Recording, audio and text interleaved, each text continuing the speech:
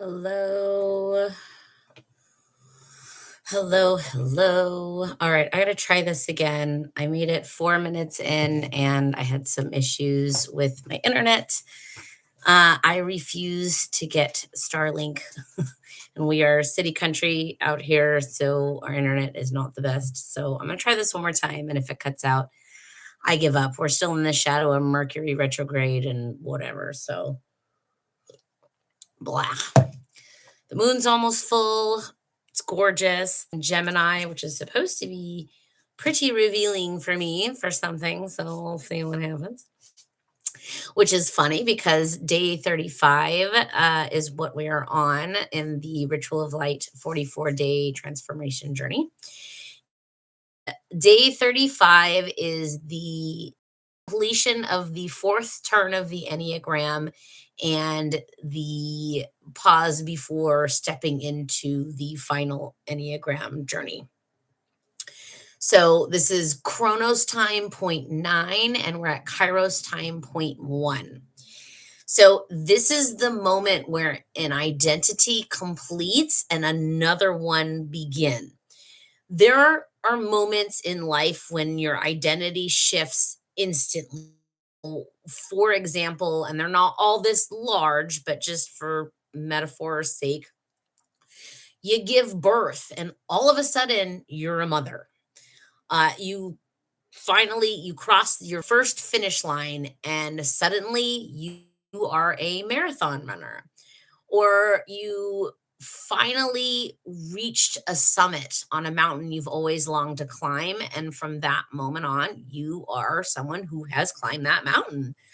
The identity arrives before the feeling and the weight of all of it catches up.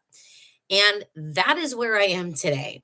So I'm not the old version of me, but I'm not yet the next version. I'm just this woman standing at a threshold, like a threshold or the liminal, which I spent a lot of time in the liminal, but something new has been born, but like I haven't gotten to know her yet. I haven't taken her home from the hospital yet. I don't fully know her shape. I only know that she exists.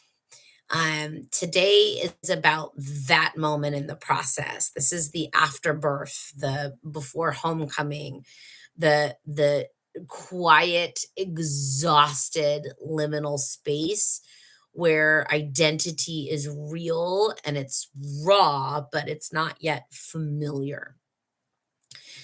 So, before I go any deeper into this, I want to acknowledge the three kinds of people who may be watching this right now because you're all here for a reason. First of all, the first kind is you're brand new here. You found this randomly on YouTube. If that's you, welcome. You don't need to understand the whole system to get something from today's lesson. This is a universal moment. This is a conversation about identity change and the quiet integration that happens after a transformation clicks into place. The second type of person is you've watched the masterclass. You understand the architecture for the most part.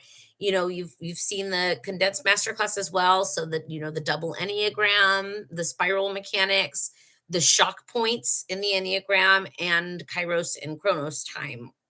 Um, but maybe you haven't actually walked the ritual with me yet. And that's what this live is for. You'll see what that structure feels like in real time. This is the lived side of the blue, a peek into the process, right? And then the third is if you are walking the ritual with me right now. So whether this is your first cycle walking it through with is a threshold that every traveler meets, and each turn of the spiral reveals something new. So, no matter who you are, stranger, student, or practitioner, today will meet you right where you are.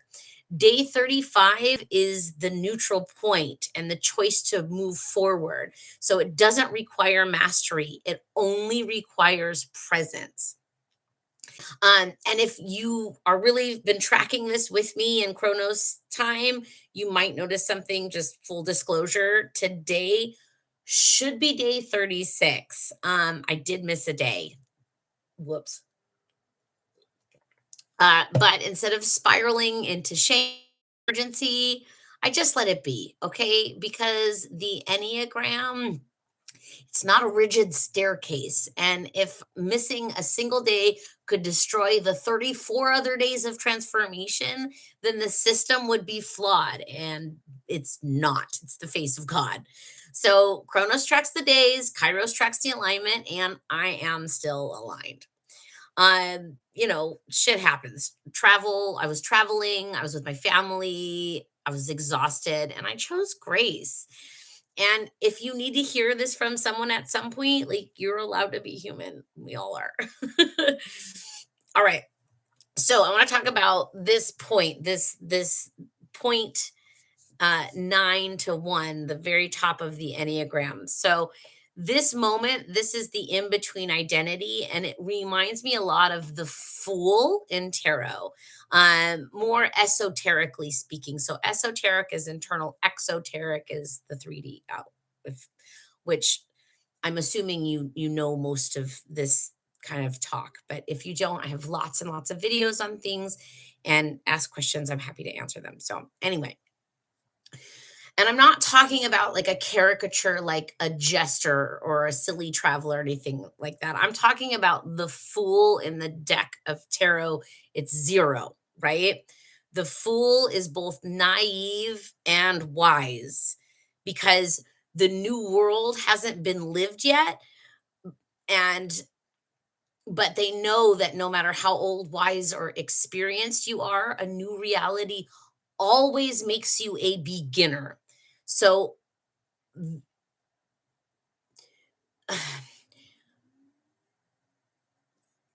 and so that's what I mean when I say naive, but also wise.